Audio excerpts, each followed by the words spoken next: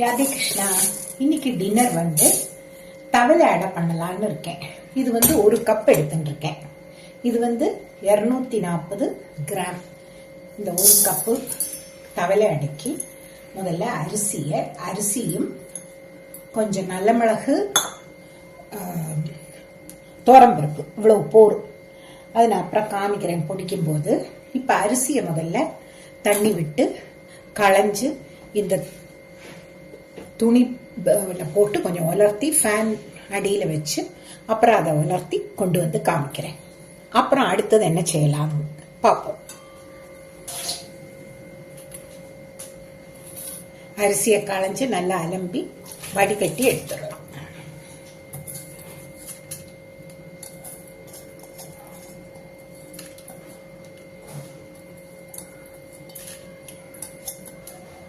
தண்ணி வடிஞ்சாச்சு. இனி இந்த துணியில போட்டு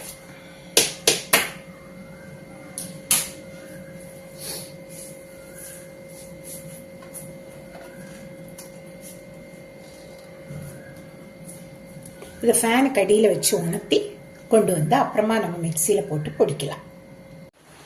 அரிசி தணல் இந்த ஃபேன் காத்துல வச்சு உணர்ந்தெடுத்து இதை நம்ம இப்ப மிக்சியில போட்டுக்கலாம்.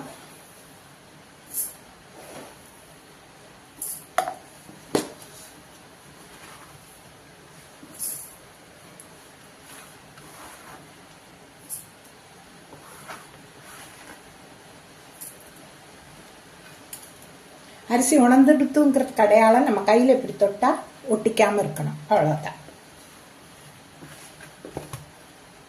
இந்த களைஞ்சு நம்ம பண்ணினோம்னா நல்ல கலரா வரும். அதுல உள்ள தூசி எல்லாமே போகும். நான் பச்சரிசி மட்டும்தான் எடுத்துட்டு இருக்கேன். பச்சரிசியில தான் எங்க வீட்டுல செஞ்ச பழக்கம்.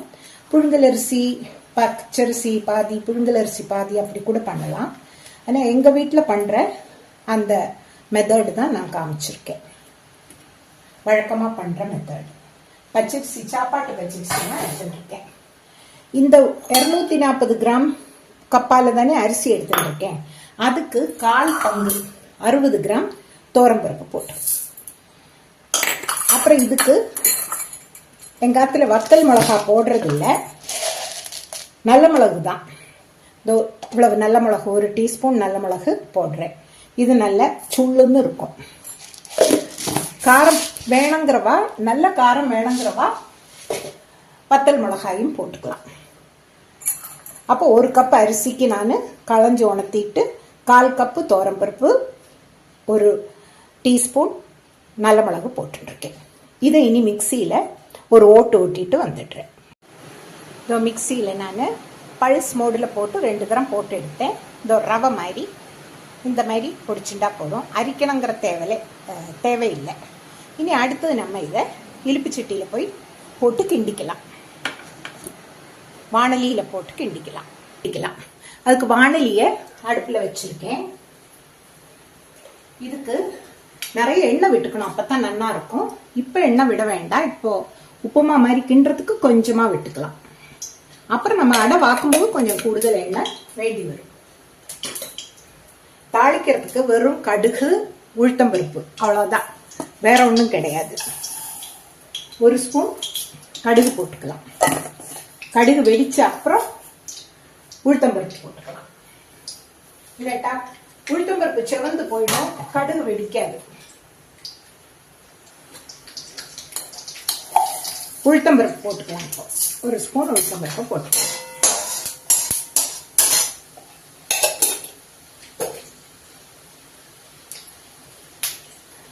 அப்புறம் காயப்பொடி போட்டுக்கலாம். காயம் இருந்தா காயம் போட்டுக்கலாம். நல்ல உண்டுன்னு 1 ஸ்பூன் காயம் போட்டுக்கலாம். தாராளமாவே போட்டுக்கலாம், அப்பதான் வாசனையா இருக்கும்.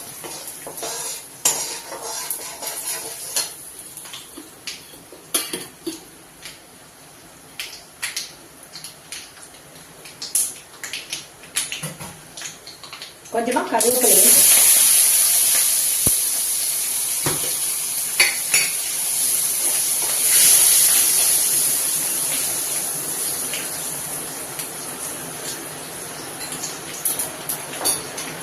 தேங்காய் போட்டுக்கலாம். தேங்காய் நிறைய ஒரு 2 பெரிய ஒரு பாதி மூடி எடுத்துட்டு இருக்கேன். அது பாதி மூடியும் போட்டுடலாம். தேங்காய் நிறைய இருந்தால் தான் இது நல்ல டேஸ்டா இருக்கும். ரொம்ப வதக்கணுங்கிறது இல்லை. தேங்காய் லேசா சூடாக்கினா போதும். இனி நான் இதுல 1 கப்பு அரிசி எடுத்துட்டு இருக்கேன்னா 2.5 கப்பு தண்ணி ஊற்றிக்கலாம்.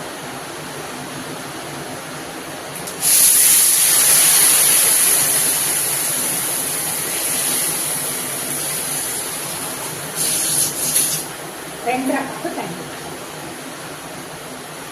2.5 கப்பு.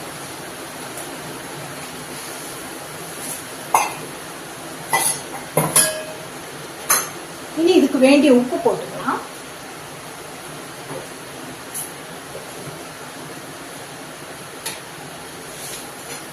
உப்பும் கொஞ்சம் கரெக்டா இருந்தா நல்லா இருக்கும். இவ்வளவு போடுறேன்.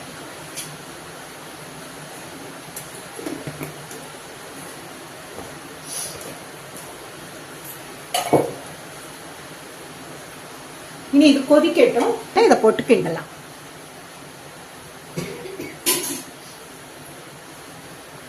முன்னால இந்த பொடிச்சுட்டு வந்திருக்கோம் இல்லையா, அந்த மாவுல சுட்டு தேங்காய் எண்ணெயை விட்டு நம்ம பிசைஞ்சோன்னா வாசனையா இருக்கும்.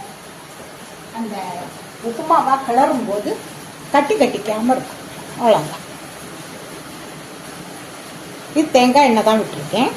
அது சமையல் எண்ணெயில தான் செய்ய போறேன். போட்டிருக்கேன். இது இப்படி பிசைஞ்சு ஒத்தாப்புல பிசைஞ்சு விட்டாச்சுன்னா உதிர் உதிரா அப்படியே இருக்கும். நம்ம அதுல போட்டு கிண்டும் போது வாக்கா இருக்கும். ஒத்தாப்புல வெந்து வரும். இனி இது கொதிச்ச அப்புறம் நம்ம போட்டு கிண்டலாம். இது நல்லா கொதிச்சாச்சு. அடுப்பை நான் மீடியமா வச்சுட்டு இருக்கேன். வச்சுட்டு இதை மெதுவா போட்டு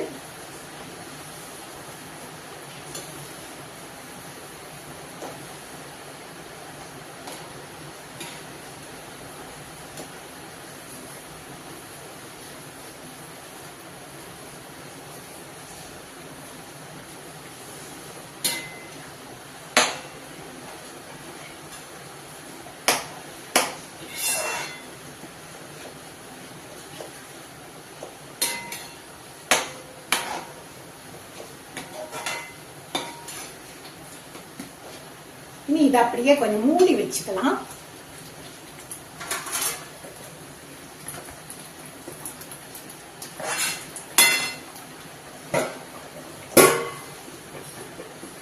மூடி வச்சிருக்கேன். வேகட்டும். வெந்தப்புறம் எடுத்து கிண்டி நமக்கு அடையா பண்ணலாம். இப்ப மீடியம் ஹீட்ல வச்சு வேக விட்டுருக்கேன். என்ன ரொம்ப பெருசா வச்சாலும் தீஞ்சு போயிடும். கொஞ்சம் சிம்மில் வச்சா வேகாது. கொஞ்சம் மிதமான மீடியமா வச்சு நம்ம அப்பப்போ கிண்டிக்கலாம். ஒரு 3/4 வேக்காடு வேகணும். வெந்தப்ப நமக்கு அதை தட்டுல ஆற போட்டு அடையா தட்டிக்கலாம். இப்போ பார்த்தீங்களா, இது வெந்தாச்சு. இது இப்போ கரெக்டா இருக்கும். பாக்கி இதுல வச்சு மூடிடலாம். அப்புறம் நம்ம அடையா தட்டலாம். இப்போ உங்களுக்கு அரிசி கொஞ்சம் கூட பழைய அரிசியானா 1க்கு 3 தண்ணி கூட வச்சுக்கலாம். ஏன்னா நீங்க வெந்நீரை அந்த சைடு கரெக்டா வச்சுட்டு இது வேகிற மாதிரி கொஞ்சம் கொஞ்சமா கூட ஊற்றி வேக வைக்கலாம். கரெக்டா உங்க அரிசிக்கு பார்த்துக்கோங்க. எவ்வளவு தண்ணி வாங்குறதுனால பார்த்து 2.5ல இருந்து 3 வரையும் வச்சுக்கலாம். இப்போ இது வெந்தாச்சு. இனி இதை நம்ம இந்த இழுப்பு சட்டிலேயே கொஞ்ச நேரம் இந்த சூட்டில் இருக்கட்டும். இருந்த அப்புறமா தட்டுல ஆற போட்டு அடையா தட்டிக்கலாம்.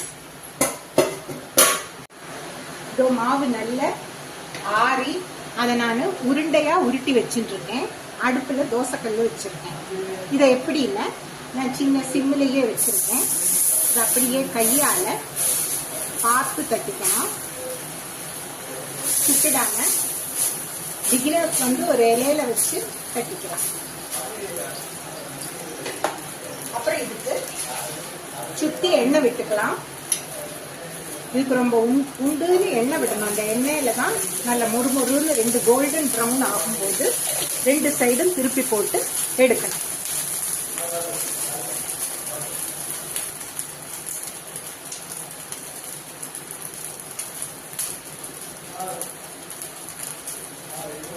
வேணும்னா இதை மூடி வச்சு கூட எடுத்துக்கலாம்.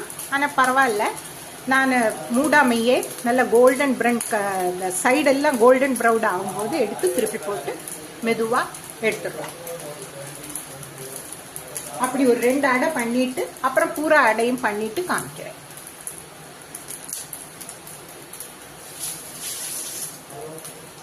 நடுவுலையும் ஒரு இது விட்டுக்கலாம். அங்கேயும் கொஞ்சமா எண்ணெய் வச்சுக்கலாம்.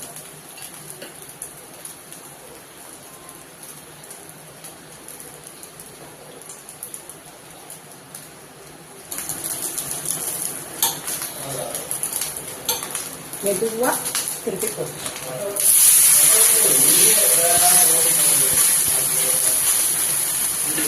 பொறுமையா பண்ணணும். எல்லாம் கொஞ்சம் கூட வெந்துட்டு நான் திருப்பி போட்டிருந்தா இந்த சிதறல் கூட வந்திருக்காது. பரவாயில்ல, அடுத்த அடைய நம்ம கரெக்டா பண்ணுவோம். நல்ல வேகட்டும்.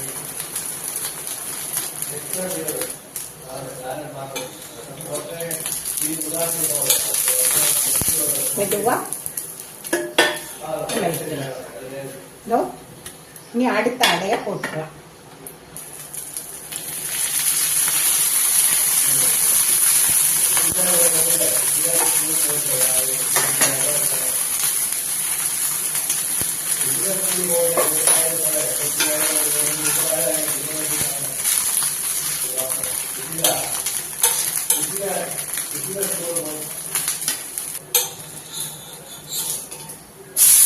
பார்த்து திருப்பி போட்டுக்கணும்.